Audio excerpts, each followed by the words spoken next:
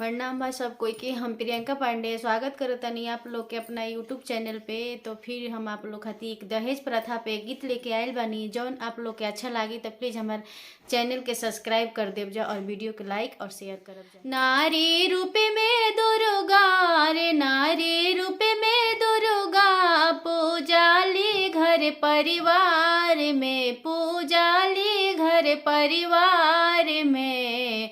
बीके आजू बेटी दहेज के बाजार में, बीके आजू बेटी दहेज के बाजार में।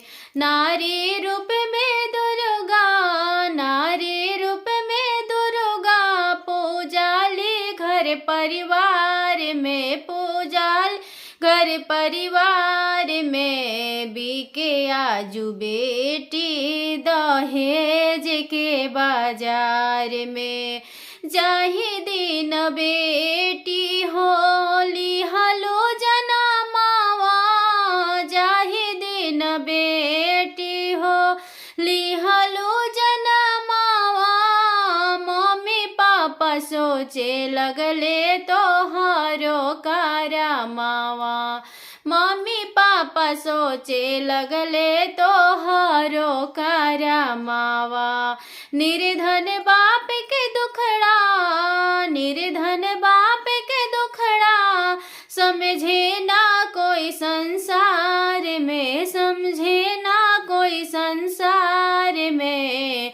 बीके आजू बेटी दहेज के बाजार में, बीके आजू बेटी दहेज के बाजार में।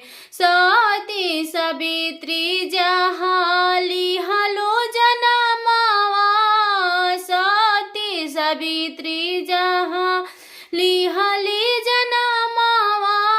उहो आजू बिकेली दहेज के कारनावा।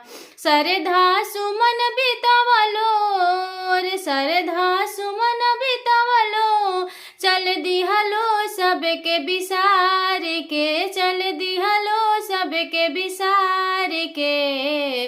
बीके आजू बेटी दहेज के बाजार में, बीके आजू बेटी दहेज के बाजार में।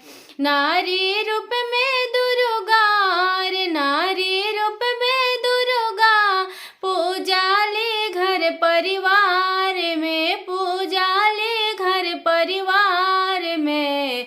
बीके आजू बेटी दहेज के बाजार में, बीके आजू बेटी